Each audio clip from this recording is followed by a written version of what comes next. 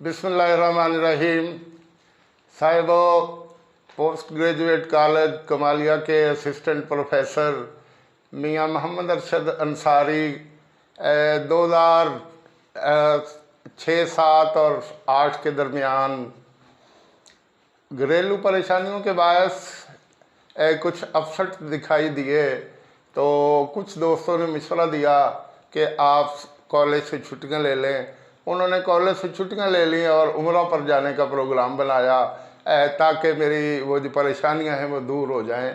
तो वो कहते, मैं एक दिन सुबह सुबह वॉक के लिए निकला, तो उन दिनों मियां नवाज शरीफ फैमिली भी सऊदी अरब में जिला वतनी की ज़िंदगी गुजार रही थी। मैंने देखा कि मेरे आगे मियां शहबाज शरीफ फुल बूट पहन के वॉक करते हुए मुझे दिखाई दिए। मैंने करीब जाके अस्सलाम वालेकुम कहा, तो वालेकुम अस्सलाम करके कहने लगे, मुझे यूँ महसूस होता है जैसे आप भी पाकिस्तानी हैं। मैंने कहा, जी सर, मैं मुल्तान जहानिया खानेवाल इसके करीब एक गांव का रहने वाला हूं और पोस्ट ग्रेजुएट कॉलेज कमालिया में अरबी के शोबे में असिस्टेंट प्रोफेसर हूं। तो गपशप शुरू हो गई। उन दिनों उनके वाले साहब फौत हुए थे और वो उनके बारे में और बातों के साथ साथ अपने वाले साहब के बारे में मुझे काफ़ी सारी मालूमात देते चले गए। कहने लगे कि हम इंडिया के अंदर जाती उमरा नामी गांव में रहते थे। मेरे वाले साहब के 5-6 भाई थे और सारे के सारे मेहनती थे। मेरे वाले साहब बताया करते थे कि एक वक्त था कि मैं 8 आने दिहाड़ी पर काम किया करता था।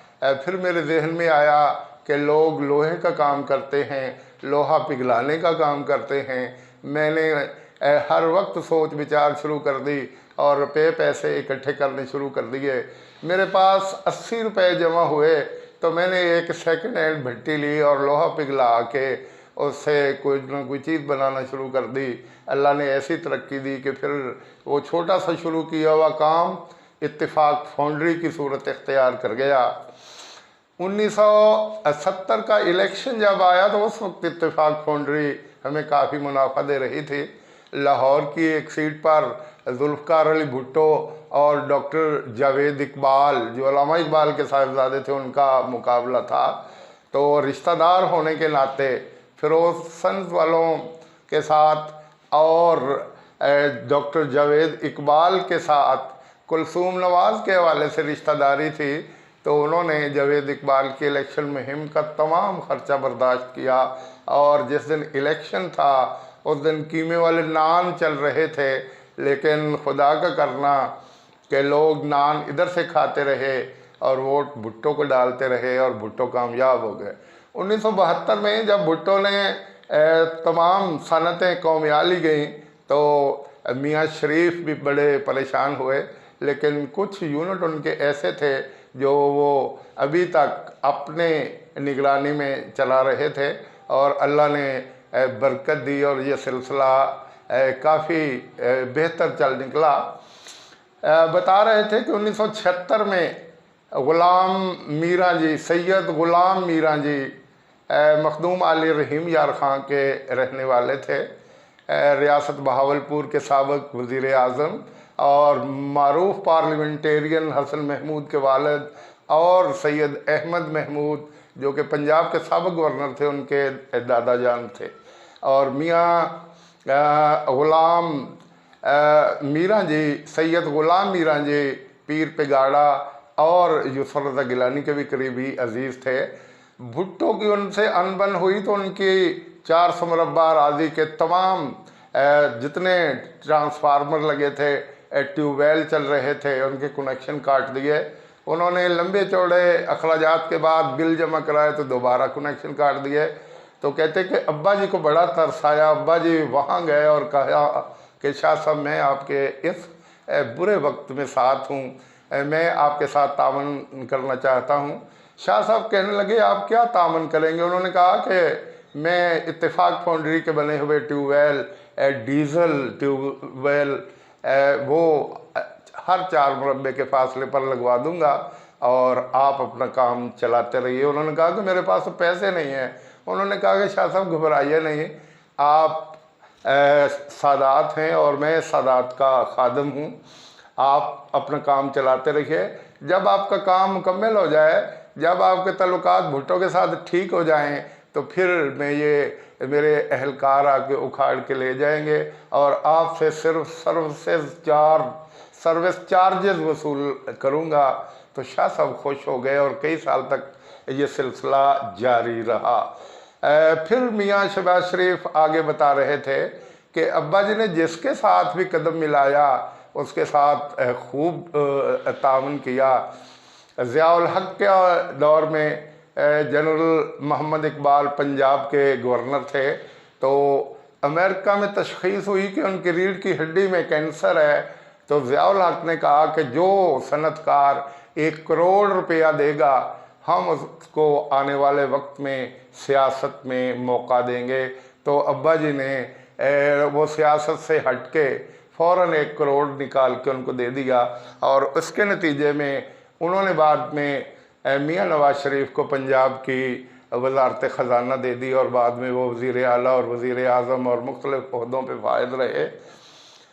क्या वो मियाँ अरशद अंसारी बता रहे थे कि मियाँ शहबाज शरीफ बता रहे थे कि ताहरुल कादरी साहब के साथ अब्बा जी का बड़ा तल्लक था। इत्तेफाक मस्जिद बनाई तो उनको ख़तीब रखा और उनके दीनी मदरसे के लिए उन्होंने अपने ख़जानों के मुंह खोल दिए। वो उनकी इतनी इज़्ज़त और कदर किया करते थे कि वो हमारे साथ हज के लिए गए तो मुझे और मियाँ नवाज शरीफ से कहा कि आपने इनको तवाफ़ अपने कंधों पे उठा के करना है और हमने ये काम किया। और इसके साथ साथ गारे हिरा और गारे सौर तक भी हम उनको उठा के लेके गए और उठा के लेके वापस आए। बहुत एहतराम दिया करते थे।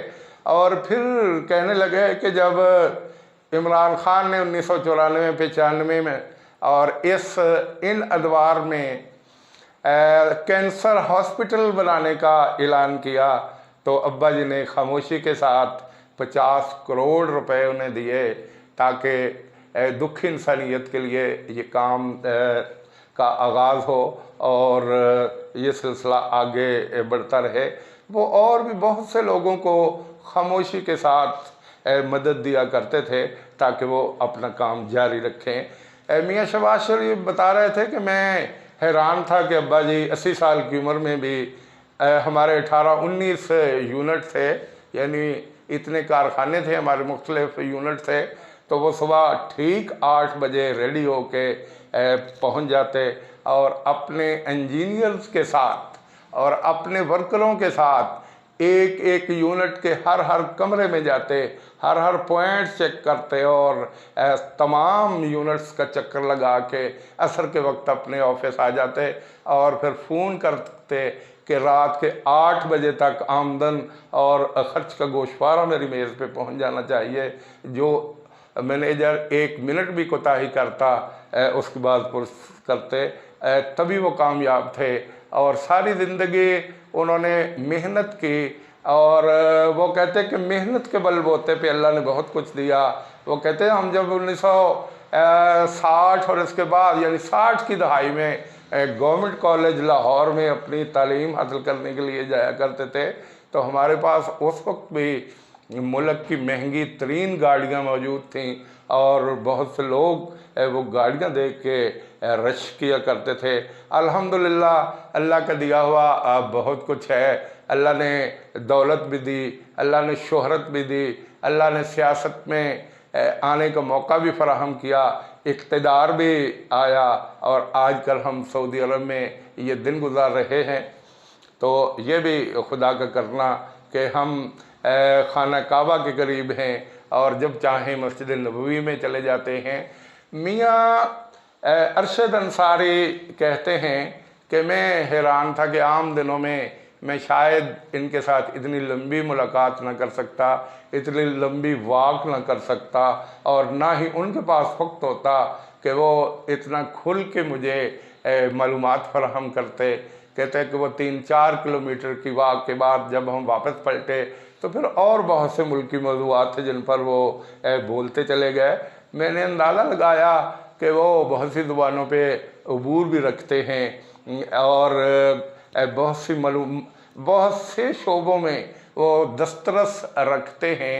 और इन बातों के मुकम्मल होते होते जब वो पॉइंट आया जहाँ से मैंने जुदा होना था और उन्होंने जुदा होना था, गर्मजोशी के साथ हमने मुसाफा किया और वादा किया कि आइंदा भी मौका मिला तो हम इंशाअल्लाह ज़रूर गपशप करेंगे।